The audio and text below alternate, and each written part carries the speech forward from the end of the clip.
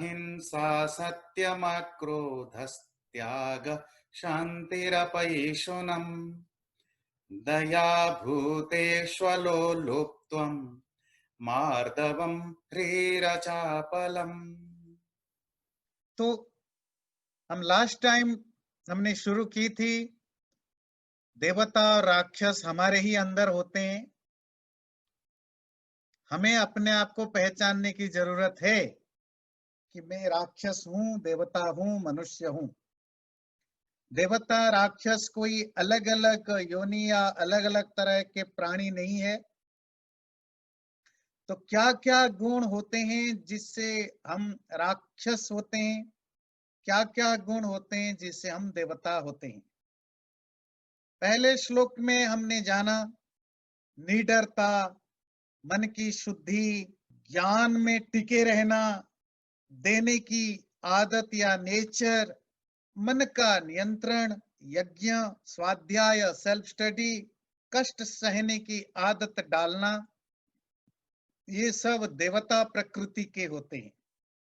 आज हम जानेंगे उसी की कंटिन्यूएशन में अहिंसा, नॉन वायलेंस, किसी को चोट न पहुंचाने की जो इच्छा है। योग दर्शन के व्यास भाष्य में महर्षि व्यास लिखते हैं अहिंसा के डेफिनेशन में, सर्वदा सर्वथा सर्वभूतेषु अनभिद्रोह।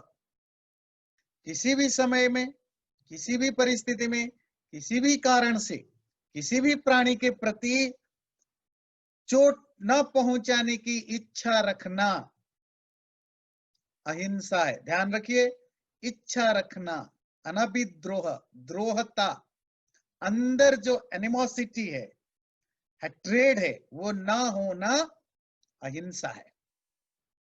इवन हम फिजिकली हिंसा नहीं भी करते, अगर अंदर वो हेट्रेड है, अंदर वो नफरत है, किसी को नुकसान पहुंचाने की इच्छा है, तो भी हमें उस हिंसा का हमारे देवत्व में क्वेश्चन मार्क लगता है।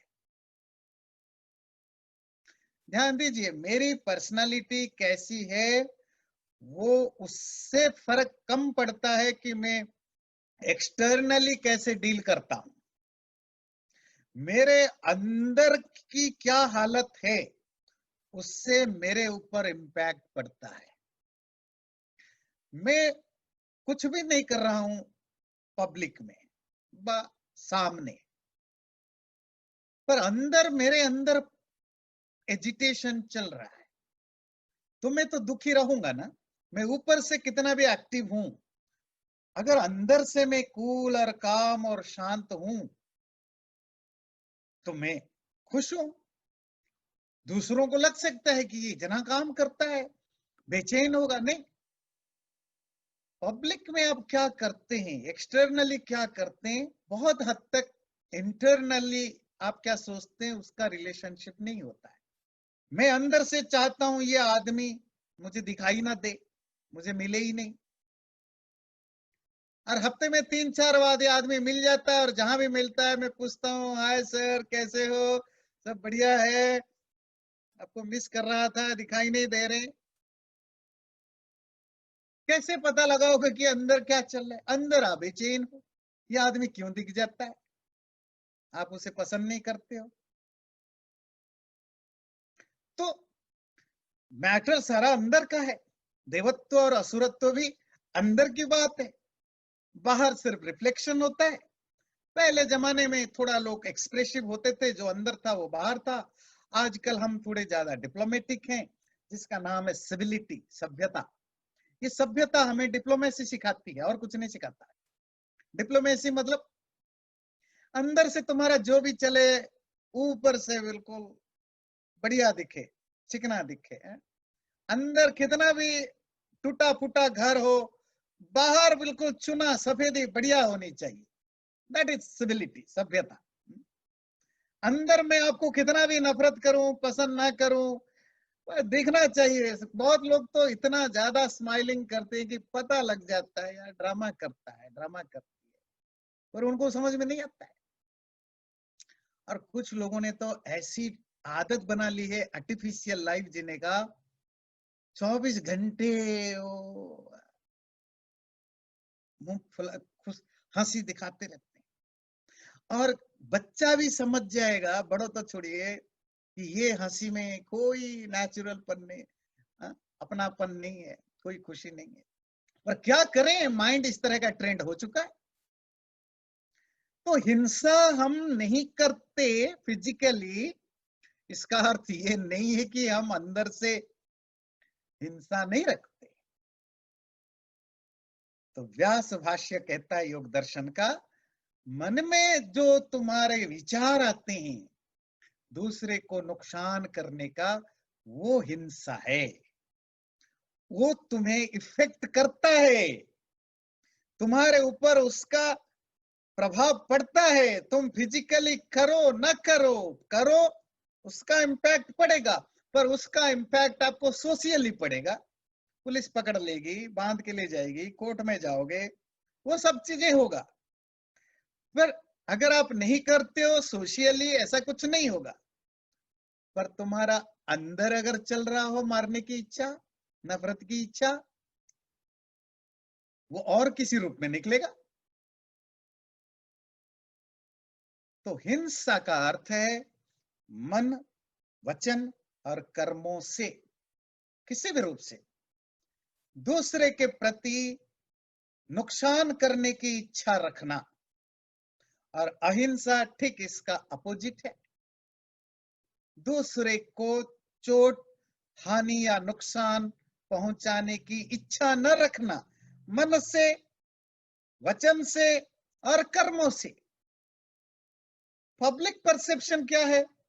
अगर वो कर्मों से नहीं कर रहा है तो ठीक है, कर्मों से नहीं कर रहे हो तो ठीक है सोशली, पर तुम्हारे लिए ठीक नहीं है। कभी काउंसलर के पास जाओ अपनी प्रॉब्लम लेकर के, किसी साइकोलॉजिस्ट के पास, वो पता लगा, ढूंढेगा क्यों आप परेशान हो, बेचैन हो, ढूंढेगा, पता चलेगा कि आपके अंदर तो कितने लोगों को मारने की इच्छा जमी हुई है। कहां से सुखी रहोगे? मारा किसी को नहीं अलग बात है, क्यों इतनी नेगेटिविटी है? फिर पता करेगा जी ये इस कारण से नेगेटिविटी है, इस कारण से है, तो पहले उस पर कंट्रोल पाओ। आपने किसी को नहीं मारा जी, थप्पड़ भी नहीं मारा। हिंसा का भाव रखना असुरत्व की ओर यात्रा है। हिंसा का भाव जितना कम होगा उतना हम देवत्व की यात्रा करेंगे। एक लाइन और बोल के आगे बढ़ेंगे। हिंसा भाव कैसे कम करें? सबके अंदर होता है ना नफरत, हम करते नहीं करते अलग बात है, बोलते नहीं बोलते, बहुत सारी मजबूरियां है उसको मैनिफेस्ट ना करने का, खास करके हिंसा को। पुलिस का डर है, सोसाइटी का डर है, बहुत सारे और भी डर है ना करने पर। ना आए क्या करें? सिंपल फॉर्मूला है। मैं एक प्राणी हूं, मतलब मेरे प्राण है, लाइफ है मेरे अंदर। मुझे अगर कांटा चुभाने से दर्द होता है तो दुनिया में कोई भी प्राणी हो उसको भी कांटा चुभाने में दर्द होगा। अपने जैसा दूसरों में फील करो। जब भी हम जोर से चिल्ला के गालियां देते हैं तो 2 सेकंड के लिए सोचो, मुझे अगर कोई गाली देता है, जोर से बोलता है, मुझे आज बुरा लगता है, तो मैं जो कर रहा हूं सामने वाले को बुरा भी लग रहा होगा। हाँ, अगर आप चाहते हैं दूसरे को बुरा लगे फिर आप कर रहे, दैट्स अ डिफरेंट थिंग, उसका सोल्यूशन तो अलग है। पर कभी कभी हमें पता नहीं चलता, हम अपने आप को बड़ा एक्सक्लूसिव समझते हैं। हमें लगता है कि मैं ही अकेला प्राणी हूं, दर्द मेरे अंदर है, फीलिंग मेरे अंदर है। आजकल बहुत बढ़िया एक वो डायलॉग बच्चे बोलते हैं, बड़े लोग भी बोलते हैं, I deserve to be loved. Definitely you deserve to be loved. What about you? You also need to love others. Until unless you love others, how can you deserve to be loved? कौन सा ईश्वर से तुमने पूरा patent करा के लाए हो कि तुम्हें ही प्यार मिलना चाहिए?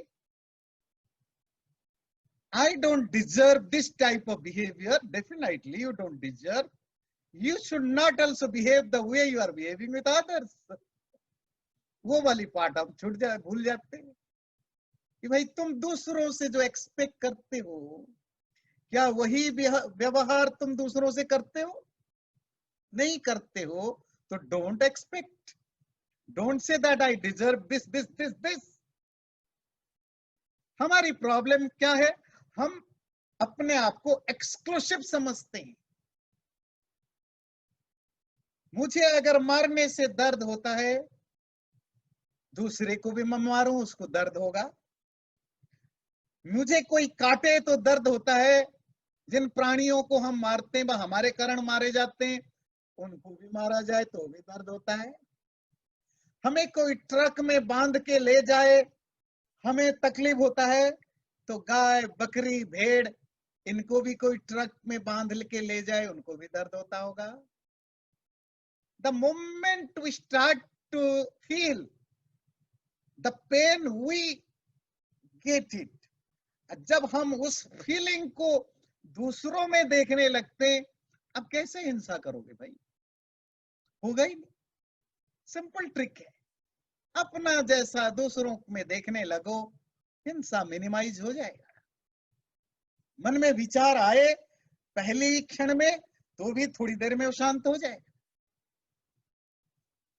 मैं अगर मुझे कोई चीट करे बुरा लगता है, मैं किसी को चीट करूंगा तो उसको भी प्रॉब्लम होगा। जो अच्छे लोग होते हैं उनके अंदर दूसरे को चोट पहुंचाने की इच्छा होती नहीं है। अब इसका लेवल बनाइए, जिसके अंदर जितनी प्रबल इच्छा है नुकसान पहुंचाने की, वो उतना देवत्व कम होता जाएगा। और वो इच्छाएं जब मैनिफेस्टेड होने लगेंगे तो और देवत्व कम होता जाएगा। इट्स अप टू अस, हम कितनी हिंसा भाव रखते हैं, कम रखते हैं। अगला है सत्य, सच। सच की बात आते ही हम सीधा समझते हैं सच बोलना। नहीं, सच बोलना तो अगर आजकल के जमाने में भी मतलब हमेशा से रहा है, सच बोलना तो एक ट्रिकी थिंग है। सच बोलने का ऑनेस्टी से कम रिलेशनशिप है, ध्यान रखिएगा। मतलब the way we know how to speak the truth. सच मोस्ट ऑफ टाइम हम सच को ट्रिकी वे में बोलते हैं, अपने को सुहाने लायक बोलते हैं, मतलब वर्ड्स बड़े डिप्लोमेटिकली यूज करते हैं कि हम सच भी बोल दें और सत्य सामने ना आ पाए। तो सुना है ना महाभारत में युधिष्ठिर की कहानी, नरोवा गुंजरो अश्वत्थमा हता। युधिष्ठिर ने तो लाइफ में एक ही बार किया था, 3 बार झूठ बोला था। हम लाइफ में मोस्ट ऑफ टाइम ऐसा ही सच बोलते हैं जो हमें सुहाता हो। सत्य बोलते पर सामने वाले के लिए छोड़ देते इंटरप्रेट करने का, वो कैसा भी इंटरप्रेट करे। वर्ड्स ऐसा चुनते हैं। अर्जुन और द्रोण का युद्ध था, द्रोण को हराना बहुत मुश्किल था। बहुत ही पावरफुल, बहुत स्ट्रांग वो गुरु थे। पांडव और कौरवों को युद्ध सिखाने वाले भी वही थे, तो उनको हराना तो बहुत मुश्किल था। पर उनमें एक कमी थी, वो कमी थी कि उन्होंने एक बार प्रतिज्ञा ली थी, मेरा बेटा अगर मर जाएगा ना, अश्वत्थामा से उनका बहुत लगाव था, उनका बेटे का नाम था अश्वत्थामा, फिर मैं अस्त्र छोड़ दूंगा लड़ाई करने का। अब ये उनका कमजोर पॉइंट था, ये कृष्ण को पता था। द्रोण को हराना मुश्किल था, तो एक स्ट्रेटेजी बनाई गई, द्रोण को कोई हरा ही नहीं सकता। तो स्ट्रेटेजी बनाई गई कि द्रोण को बताया जाए कि अश्वत्थामा मर गया। अब अश्वत्थामा बहुत पावरफुल है, उसको मारना भी मुश्किल है, अश्वत्थामा भी कोई छोटा मोटा नहीं है। अश्वत्थामा को लड़ाई के मैदान से बहुत दूर ले लिया गया कि आसपास ना रहे, और भीम का एक हाथी अश्वत्थामा था, उसको मार दिया गया। जोर से पांडवों के तरफ से हल्ला मचाया गया कि अश्वत्थामा मर गया, अश्वत्थामा मर गया, अश्वत्थामा मर गया। तो लड़ाई के मैदान में सबके कान में सुनाई दिया, अश्वत्थामा मर गया, अश्वत्थामा मर गया। अर्जुन और द्रोण लड़ाई कर रहे हैं, पर कि द्रोण तलवार नहीं छोड़ रहे। तो द्रोण को बताया आपका बेटा मर चुका है ना, नहीं, मुझे भरोसा नहीं है, तुम लोग छल कर रहे होंगे। अरे बेटा मर चुका है, सब दुनिया बोल रही है तो अश्वत्थामा मर चुका है। मैं युधिष्ठिर पर भरोसा कर सकता हूं क्योंकि युधिष्ठिर सच्चा है। अगर वो बोल दे मर गया है तो फिर मैं मान लूंगा। युधिष्ठिर को समझाया गया, देखो भाई ज्यादा सच्चा मत बनो, लड़ाई का मैदान है, फिर कभी नहीं जीत सकते। अपनी सच्चाई लेके घर में रहोगे, हार के मरे मारे जाओगे। युधिष्ठिर बोले ऐसा तो मैं कर नहीं सकता, लड़ाई में हार जाऊं मुझे मंजूर है, पर सत्य बोलूंगा। ओके ठीक है सत्य बोलो, पर ये तो पक्का है ना कि अश्वत्थामा नामक हाथी मरा है, ये तो बोल सकते हो ना। ना मैंने देखा नहीं है हाथी मरा कि अश्वत्थामा मरे ना। अच्छा यही बोलो जो तुम्हें बोलना है। क्या अश्वत्थामा मारा गया है, पर मुझे ये नहीं पता कि हाथी मरा कि इंसान मरा, ये बोल सकते हो? बोले हाँ ये बोलूंगा। युधिष्ठिर को पता है कि ये मुझे यूज किया जाता है, ये ट्रिकी सेंटेंस है। अश्वत्थामा हत, जो महाभारत में लिखा, अश्वत्थामा मारा गया, नरोबा कुंजरोबा, हाथी मरा इंसान बना पता नहीं। बोले ठीक है जोर से बोलो। युधिष्ठिर ने जोर से बोला, अश्वत्थामा हतो, अश्वत्थामा मारा गया।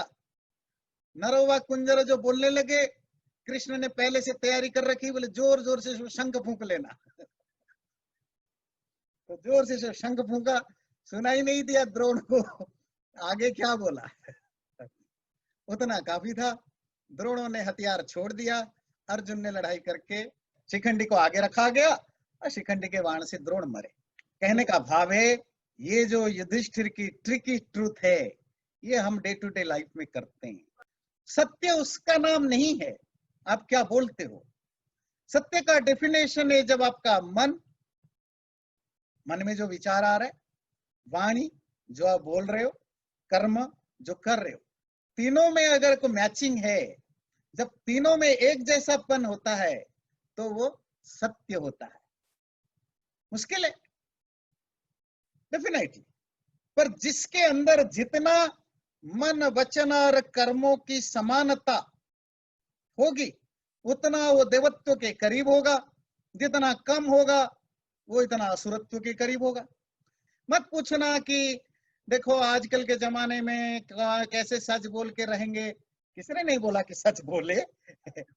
हाँ, ये शास्त्र सिर्फ आपको रियलिटी बता रहा है, अगर आप ऐसा हो तो ये हो, ऐसा हो तो ऐसा हो, ऐसा नहीं तो ऐसा हो। एक्सक्यूजेस तो आपके हैं, मेरे हैं, उसका कोई मतलब नहीं बनता। अक्रोध, गुस्सा न करना, गुस्सा न करना भी देवत्व का एक गुण है। फिर हम सबको फिर देखना पड़ेगा हमारे अंदर कितनी देवत्व है। क्यों क्यों? क्योंकि गुस्सा भी नेगेटिविटी लाती है, गुस्सा भी हिंसा कराने के लिए प्रेरित करता है।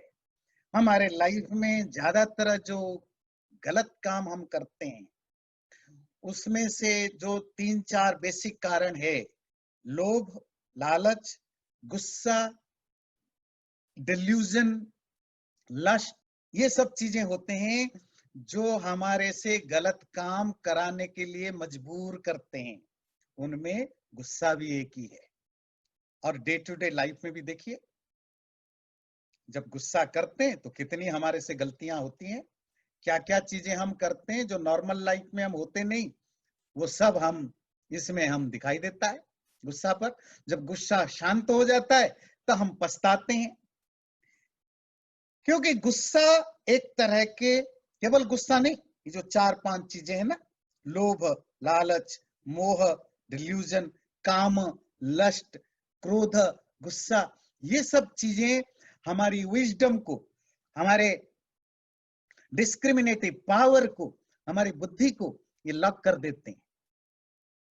फिर हमारे से गलत हो जाता है, जब हम वापस नॉर्मल लाइफ में आते हैं तब पछताते हैं, ऐसा क्यों हो गया। फिर ये पछतावा उस समय क्यों नहीं हुआ? उस समय हमारा सारा मेंटल फैकल्टी ब्लॉक था। किसने ब्लॉक किया था? ये गुस्सा, ये लालच, ये सब चीजें। तो गुस्सा भी हमारे हमारे अंदर असुरत्व लाता है। बहुत लोग तो जब गुस्से में आते हैं, घरों में भी आप बोलते होंगे, जब आपके घर में कोई हो ऐसा गुस्सा वाला, आप बोलते हो जब ये गुस्से में आता है तो ये जानवर बन जाता है, तो उस समय हम उससे थोड़ा दूर रहते हैं या उससे कम बात करते हैं, वो शांत होने देते हैं।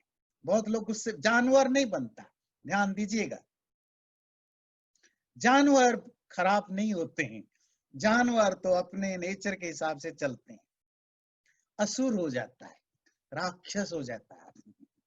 त्याग, त्याग, रिनाउंसिएशन, त्यागना, ये भी एक देवता का गुण होता है। त्याग का अर्थ सिर्फ आप फिजिकली कितना त्याग रहे हैं, रिनाउंस कर रहे हैं, वो बात नहीं है, ये भी मैटर करता है। हर वो चीज हम एक्सटर्नली करते हैं वो मैटर करता है, पर जो पब्लिक परसेप्शन है कि जो कुछ हम फिजिकली कर रहे हैं वही सब कुछ है, वो गलत है। वो आपकी पर्सनालिटी का सिर्फ टिप ऑफ द आइसबर्ग है। 10% होगा, 20% होगा, 5% होगा, 1% होगा जो आप एक्सटर्नली करते हैं। रेस्ट ऑफ थिंग तो माइंड में होता है। हो सकता है आप एक भी पैसा नहीं त्याग पा रहे हो क्योंकि आपकी सर्कमस्टेंसेस ऐसे होंगे। हो सकता है आपके पास एक ही रुपए है ही नहीं, तो आप 5 रुपए दोगे कैसे? पर त्याग मेंटली होता है। जो कुछ भी मेरे आसपास है, मेरा है, उसके प्रति जो सेंस ऑफ रिनाउंसिएशन, रिनाउंसिएशन मतलब ओनरशिप को रिनाउंस कर देना। डेफिनेटली गीता बिल्कुल नहीं कह रहा है कि आप कोर्ट में जाकर के या रजिस्टर ऑफिस में जाकर के अपनी जमीन जायदाद की ओनरशिप को रिनाउंस कर लीजिए, ऐसा कुछ नहीं है। ये सब चीजें तो जी प्रैक्टिकल लाइफ में कुछ चीजें जरूरत होती है, वो करना पड़ता है, उसका कोई लेन देन नहीं है जो जो प्रैक्टिकल वे में जिन चीजों की जरूरत पड़ती है। It's about again state of mind. जो कुछ मेरा है वो मेरा भाव न रखना। त्याग का जो सबसे मेन पार्ट है, मुख्य भाग है, आप मेंटली कितना चीजों को रिनाउंस करते हैं। फिजिकली तो सेकंड स्टेप होता है। आप घर में रहते हो, छोटे घर में रहते हो, बड़े घर में रहते हो, छोटी गाड़ी में छोटी गाड़ी चलाते हो, बड़ी गाड़ी चलाते हो, महंगा खाना खाते हो, सस्ता खाना खाते हो, सस्ते कपड़े पहनते हो, महंगे कपड़े पहनते हो, ये सेकेंडरी है। वो सस्ता पहनते हो, महंगा पहनते हो, बड़ा हो, छोटा हो, गरीबी हो, धनीपन हो, उसके बैकग्राउंड में माइंड में क्या चल रहा है आपका? अगर मन में आपका चल रहा है कि सब कुछ मेरा नहीं है, मैं सिर्फ निमित्त हूं, इंस्ट्रूमेंटल हूं, ईश्वर का धन्यवाद करता हूं, ग्रेटफुल हूं, मेरे जिंदा रहने के लिए, जीवन के लिए कुछ मुझे मिल गया, सब कुछ होने के बावजूद भी अगर फीलिंग है कुछ मिल गया, दैट इज त्याग। नहीं तो ऐसा भी बहुत लोग हैं जो बहुत त्याग करते हैं, बहुत डोनेशन देते हैं, बहुत फेवर करते हैं, बहुत हेल्प करते हैं, पर बड़े अकड़ में रहते हैं। अकड़ क्यों? मैंने दिया है, मैंने देखो उसका घर बसाया, देखो मैंने उसकी शादी करवाई, देखो मैंने उसको पढ़ाया लिखाया, देखो मैंने उसका ये किया, मैंने किया, मैंने किया, मैंने किया, किया सब, पर वो त्याग नहीं बना। त्याग क्या हो? त्याग का सिंपल मीनिंग आप क्या समझते हैं? त्यागना, छोड़ना। क्या आप वॉलमार्ट जाओगे, चीनी खरीद के लाओगे, खरीदने के बदले पैसा दोगे?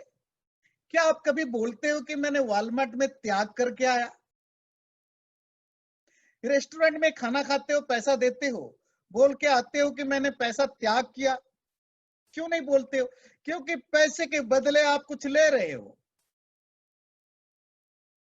क्योंकि फिजिकल चीजें ले रहे हो तो वहां आप त्याग नहीं बोलते हो। पर हर चीज तो फिजिकल नहीं लेते हो ना, कुछ चीजें आप असेंस के लेवल पर लेते हो। आप पैसा दे रहे हो, उसके बदले नाम चाह रहे हो, नाम मांग रहे हो, फिर त्याग कैसे हुआ? एक्सचेंज हुआ ना, डीलिंग हुई, बिजनेस हुआ। आपके पास बहुत पैसा है, आपने कुछ पैसे दिया, क्योंकि आपका कभी नाम फाम इतना नहीं है, आपने सोचा थोड़ा पैसा दूंगा तो मेरा नाम बन जाएगा। आपने किसी को हेल्प किया, बदले में आपने फेवर मांगा कि दुनिया को बताओ कि मैंने तुम्हारे लिए किया है। तुम नहीं बताओगे तो मैं घूम घूम के बताऊंगा इस आदमी की लाइफ में मैंने कंट्रीब्यूट किया है। तो फिर त्याग क्या हुआ? तुम बदले में तो ले लिया, नाम लिया, और नाम आसानी से नहीं मिलता है। लोग लाखों डॉलर, लाखों रुपए खर्च कर देते हैं, नाम नहीं मिलता। नाम के लिए परिश्रम करना पड़ता है। और आपने लाखों रुपए दिया, नाम ले लिया, $5000 दिया, नाम ले लिया, बात खत्म, एक्सचेंज हो गया। त्याग कहाँ हुआ? त्याग कब होता है? दे दिया, भूल गया। भूलेंगे कब? आसानी से तो भूलेंगे नहीं। भूलेंगे कब? जब आपको लगे जो दिया वो मेरा नहीं है। मेरा नहीं ये सोच आएगा कैसे? आसानी से तो आएगा नहीं, क्योंकि कमाया तो तुमने। जब तुम स्पिरिचुअलिटी की प्रैक्टिस करते हो, सब कुछ ईश्वर का है, मैं तो माध्यम हूं, अगर ये भाव पैदा हो गया तो फिर आप देते भी रहो, लगेगा नहीं कि मैंने दिया। आप सिर्फ मीडिया बन गए। वो यज्ञ में बोलते हो ना, स्वाहा के बाद, हर मंत्र के आखिर में जब स्वाहा बोलते, स्वाहा के बाद बोलते ना इदन्न मम, वो क्या मतलब है? वो है त्याग। ये मेरा नहीं है। पर जो कुछ आप दे रहे हो तो तुम्हारी कमाई हुआ चीज है, तुम्हारे ही कमाए हुए चीज को दे रहे हो, फिर कैसे तुम्हारा नहीं है? ये प्रैक्टिस कराया जाता है हमें। प्रैक्टिस करो, अभी फिजिकली करो, मेरा नहीं है, मेरे नहीं है बोलते रहो, और धीरे धीरे उसको रिफ्लेक्ट कराओ माइंड में, चिंतन करो, मनन करो। जब डाइजेस्ट हो जाए, जब पूरी तरह अंदर समा जाए, फिर बोलने की जरूरत नहीं कि मेरा नहीं है, मेरा नहीं है। फिर फील करो कि मेरा नहीं। जब ये मेरापन से आपको छुटकारा मिल जाए, दैट इज एब्सोल्यूट त्याग। वो पूरा त्याग है। मैं ये नहीं कह रहा हूं कि आप पहले ही दिन से जो कुछ दे ये सोच के दे, होगा ही नहीं। आप दोगे तो अंदर भाव तो आएगा ही, मैंने दिया, ये कोई बात नहीं है। पर जिसके अंदर जितना कम भाव बना,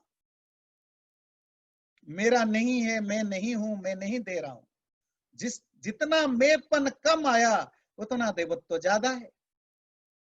जितना मेपन ज्यादा हुआ, उतना राक्षसपन ज्यादा हुआ। फिर हम प्रैक्टिस करें कि मेपन को कम करें, रिनाउंस करें, त्यागें। क्या? मेरा, मेरे द्वारा, मैं। तो जितना प्रैक्टिस करते करते जिस लेवल पर पहुंचेंगे, तो देवत्व की उतनी प्रैक्टिस होगी। अगला है शांति। शांति, इक्वानिमिटी, सिंपल भाषा में पीस कहते हैं।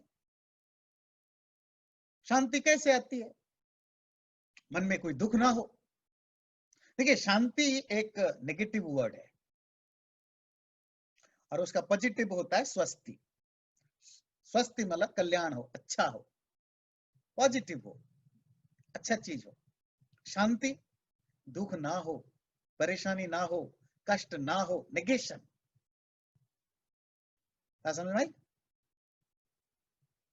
दुखों का ना होना शांति है। अगर आप शांत हैं, तभी आप सुख को एंजॉय करेंगे। कभी आपने देखा है कि आप बहुत ज्यादा एक्साइटेड हैं, वो एक्साइटमेंट किसी भी कारण से आया हो, आपको बहुत पैसा मिला या सारे पैसे डूब गए, घर में बच्चों की शादी है या शादी टूट गई, दुख से सुख से, किसी भी कारण से एंजाइटी आता हो। एंजाइटी दोनों कारण से आता है, पता है ना? सुख से भी, दुख से भी, दोनों से आता है। जब आप एंजाइटी में हो, खाना कितना भी बढ़िया हो, खा पाते हो? नहीं खा पाते हो। कोई प्रोग्राम देख रहे हो, देख पाते हो? नहीं देख पाते हो। दिमाग परेशान है। सुख में भी दिमाग में चल रहा होता है। खुशी, खुशी और दुख दोनों आपको एक्साइटेड बनाते हैं, और एक्साइटमेंट जब तक है, आपका मन शांत नहीं होता है, तो फिर आप चीजों को एंजॉय नहीं कर सकते हो। चीजों को एंजॉय करने के लिए आपको कूल, काम, एस्टैब्लिश्ड होना पड़ेगा, उसके बिना नहीं हो सकता। वो शांति कैसे होगी बोले, एस्टैब्लिश्ड कैसे होगा माइंड? जब मन में कोई हलचल ना हो। खास करके हमारा हलचल दुखों से होता है। जो दुख की निवृत्ति हो जाए तो शांति होती है। दुख क्यों आता है? इच्छाओं से। बहुत ज्यादा एक्सपेक्टेशन हो, जितना एक्सपेक्टेशन दुख उतना ज्यादा, क्योंकि सारे एक्सपेक्टेशन तो पूरे होने से रहे हो ही नहीं सकता, दुनिया में किसी का भी नहीं हो सकता। कितना बड़ा राजा हो, महाराजा हो, कितना बड़ा धनी हो, कितना बड़ा पावरफुल हो, क्यों? सब कुछ होने से शांति नहीं आती है ना। शांति एंजॉय किया जाता है, और उस एंजॉयमेंट के लिए आपको एक पर्टिकुलर स्टेट ऑफ माइंड बनानी पड़ती है। और वो स्टेट ऑफ माइंड का पहला कंडीशन है आपकी एक्सपेक्टेशन कितना है। जितना कम एक्सपेक्टेशन उतना ज्यादा शांति। जितनी शांति होगी आप चीजों को ज्यादा एंजॉय करेंगे, सुख उतना, स्वस्ति उतनी होगी। जितना ज्यादा एक्सपेक्टेशन उतना ज्यादा दुख। कुछ एक्सपेक्टेशन पूरे नहीं होंगे तो दुख होंगे, और एक्सपेक्टेशन से फिर आपका गुस्सा भी आता है, और भी चीजें पैदा होने लगते हैं। अपैशुनम अगला है। पैशुन कहते हैं चुगलीखोरी की। चुगलखोरी जानते हैं? जो बैक बिचिंग करना, दूसरों की बुराई करना, मौका मिलते बैठ गए सामने, तो जी बहुत अच्छी अच्छी बातें की, सारी बातें निकाल ली, और चले दूसरे ग्रुप में बैठ गए। पता है वो आदमी, उसके घर में ना कल हुई थी झगड़ा उनका आपस में। उसकी बेटी को मैंने कल वहां देखा था, उसका बेटा वो करता है, वो बुराइयां। वो आदमी ऐसा है, किसी ने कोई गलत किया, आपने उसके सामने बोला, दैट्स ए डिफरेंट थिंग। पीछे से बुराई करना, ये एक बुरी आदत होती है। नेगेटिविटी बहुत अंदर आती है। जितना आपको दूसरों में दोष दिखता है, समझ लीजिए कि आपके अंदर इतना प्रॉब्लम है। जितना आप अच्छा बनते जाएंगे, अच्छा बनते जाएंगे, अच्छा बनते जाएंगे, उतना आपके नजर में दूसरों की बुराइयां कम होती जाएगी।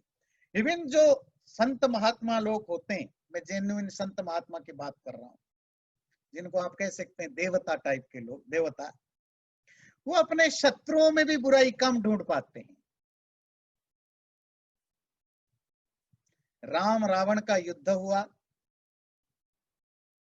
और राम ने पूरी डिसिप्लिन के साथ, जो भी वार की एथिक्स थे उसके साथ लड़ा, रावण को मारा।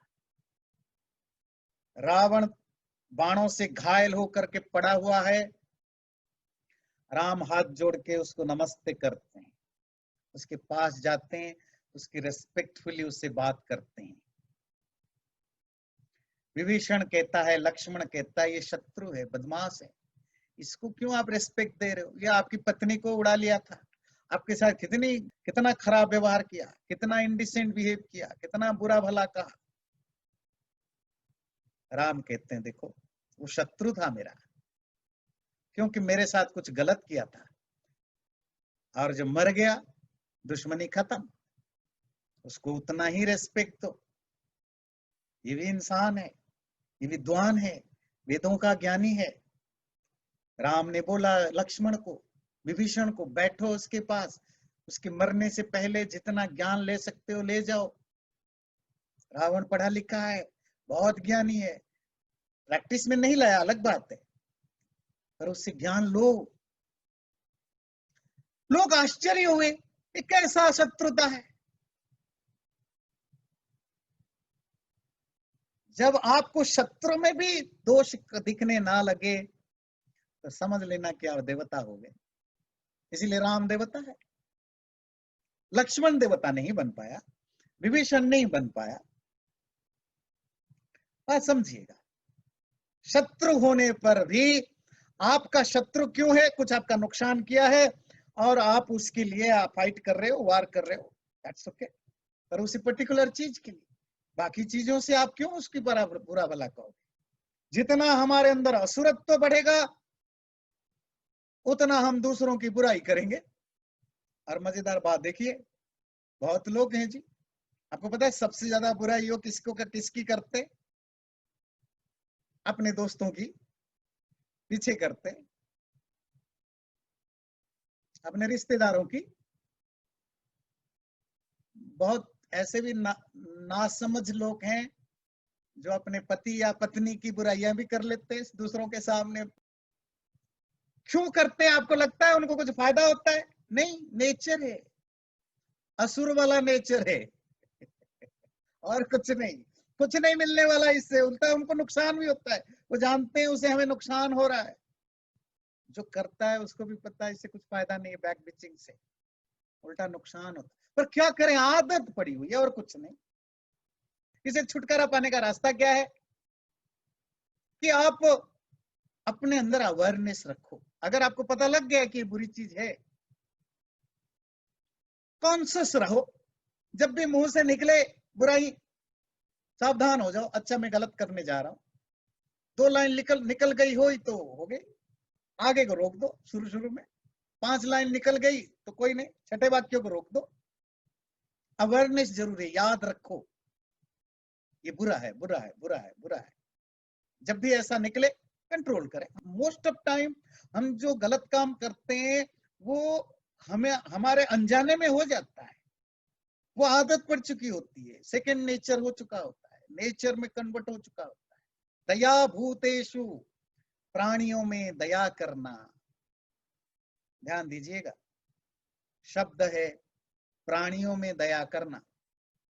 जो लोग कहते हैं इंसानों पर दया करो, हिपोक्रेसी है। जब भी आपके अंदर दया आएगी ना, यकीन मानिए जो जेन्युइन दया होगी वो इंसानों पर सिर्फ नहीं होगी, वो तो पशुओं में भी, पक्षियों में भी, कीड़ों में भी, मकोड़ों में भी आएगी। अगर आप सिर्फ इंसानों पर दया को दया मानते हो तो आपका एक ट्रेंड माइंड है, नेचुरल नहीं है। कंपैशन तो एक आपका अंदर फीलिंग है। आपको कांटा चुभ गया, आपको दर्द होता है। किसी दूसरे इंसान को कांटा चुभा, अगर आप थोड़े कंपैशनेट है तो आपको भी दर्द होता है। इसी तरह अगर एक पशु को भी कांटा चुभ गया, आपके अंदर वही फीलिंग होती है, होनी चाहिए। क्यों? पशुओं में भी वही प्राण है ना, उनको भी उतना ही दर्द होता है ना, उनको भी उतना ही प्यार की जरूरत है ना। जब आप उस पशुओं से क्लोज होते हो, आप समझ सकते हो पशुओं में भी कितना इमोशन है। पर प्रॉब्लम क्या है पता है? ये जो मॉडर्न सिविल सोसाइटी में कहते हैं वी आर प्रो लाइफ्स।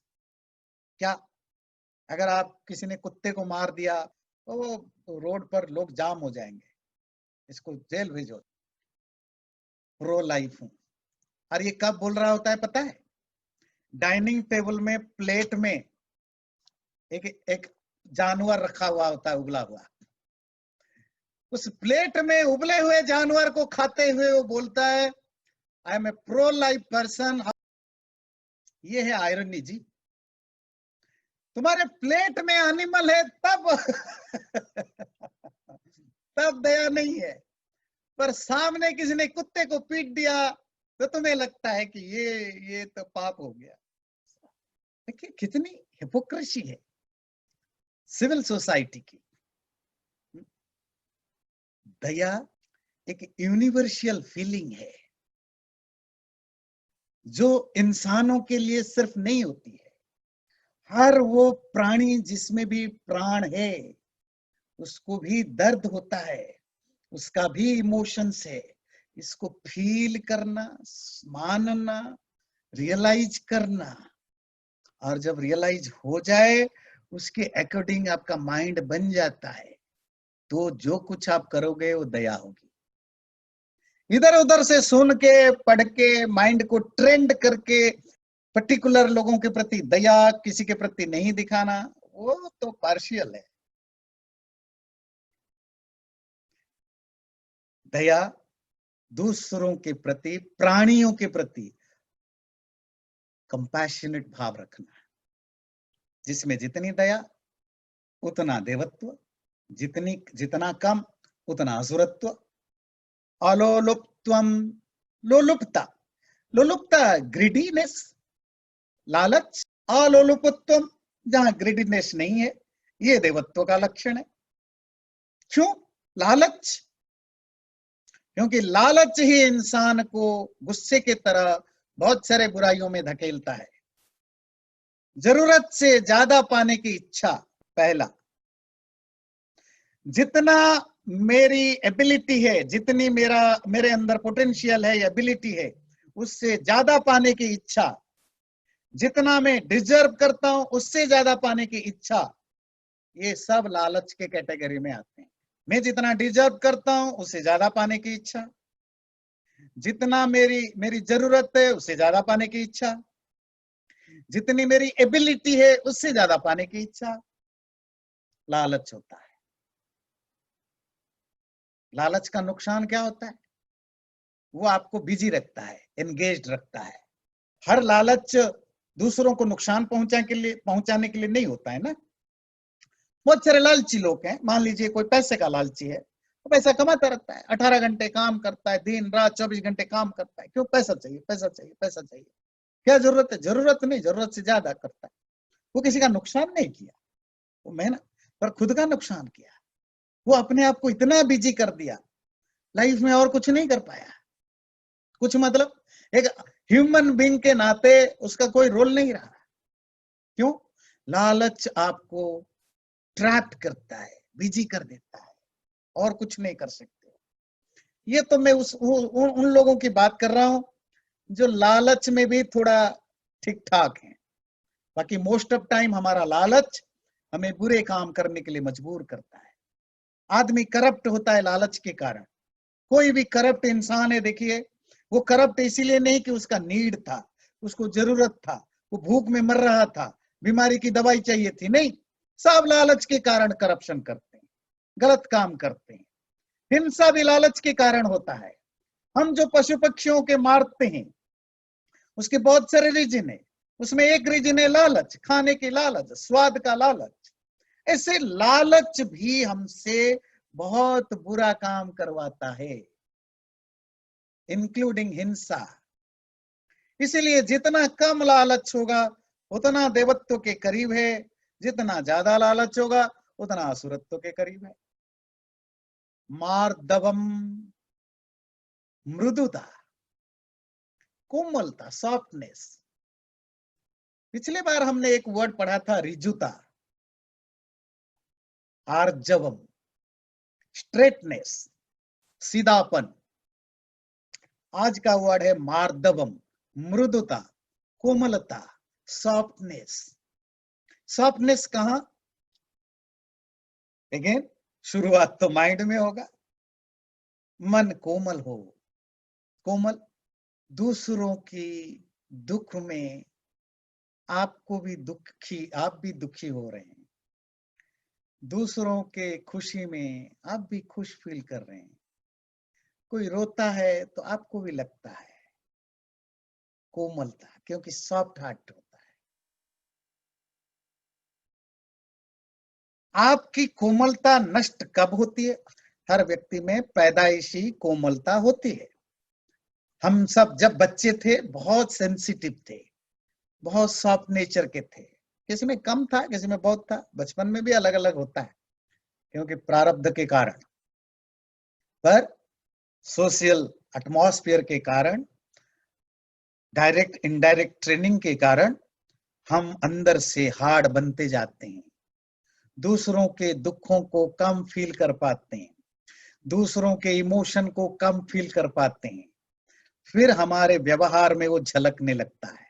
हम जो रूड हो जाते हैं, हम जो क्रूएलिटी के साथ बिहेव करते हैं, हमारे व्यवहार में, हमारे वाणी में ये जो रूडनेस आता है, क्यों आता है? अंदर कोमलता कम हो गई है। ऊपर तो सिर्फ दिखता है ना, आता तो अंदर से है। पानी का सोर्स तो अंदर होता है। क्योंकि अंदर की कोमलता मर गई है या कम हो गई है, इसीलिए हमारे व्यवहार में रुखापन दिखता है। जब भी आप किसी से रुखा व्यवहार करते हो, फोन में करो, बातचीत में करो, फेस टू फेस में करो, कैसे भी करो, समझ लेना कि आपका रुखापन दर्शाता है कि आप अंदर से बहुत कोमल नहीं हो, हार्ड हो गए हो। और हार्डनेस असुरता की ओर ले जाता है, कोमलता देवत्व की ओर ले जाता है। एक्सक्यूजेस मत देना, क्योंकि कौन सुनेगा स्पिरिचुअलिटी में?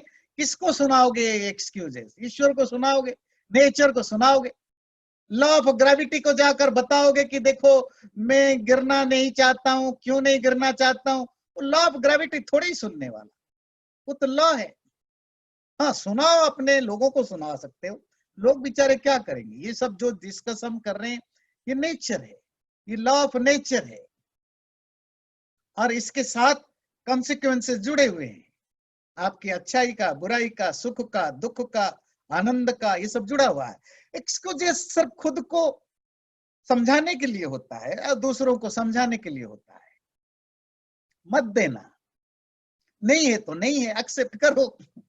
सामने वाला वो था, ये था, ठीक है। तो ऐसे भी बहुत लोग हैं, सामने वाले बहुत खराब होने पर भी वो शांत रहते हैं, तो वो अलग बात है।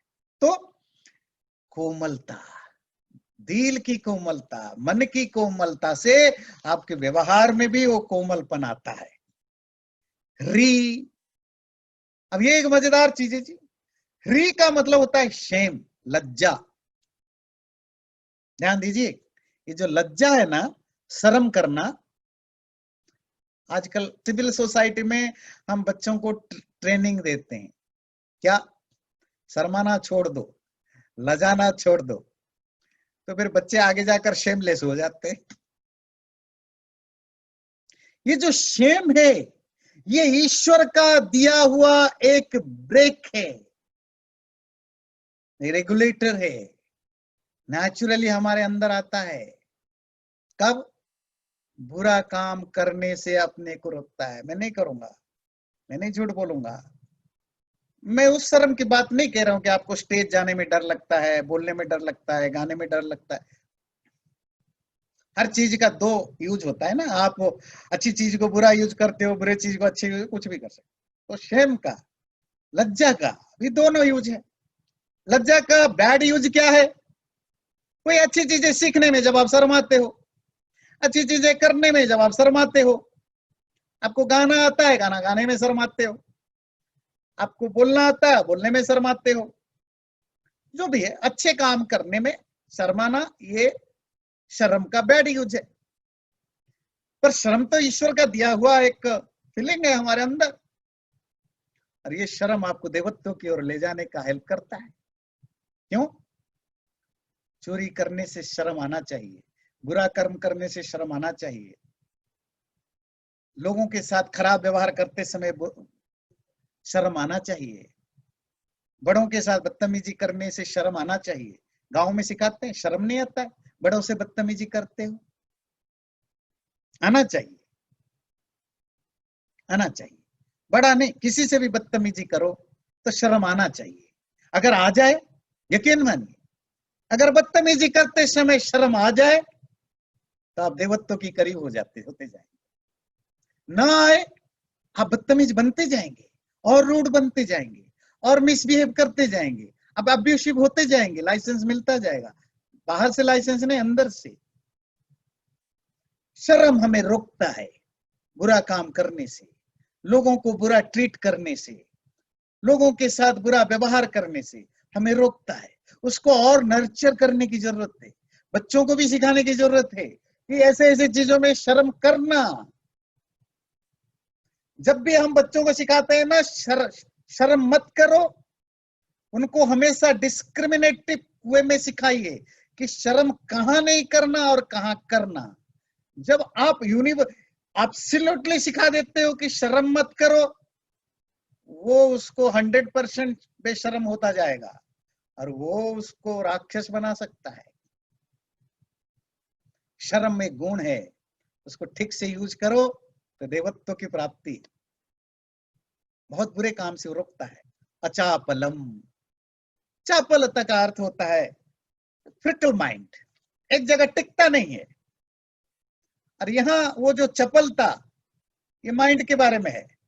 आवारागर्दी करना जिसको कहते हैं ना बिना किसी मतलब के दुकानों में बाजार में घूमते रहना।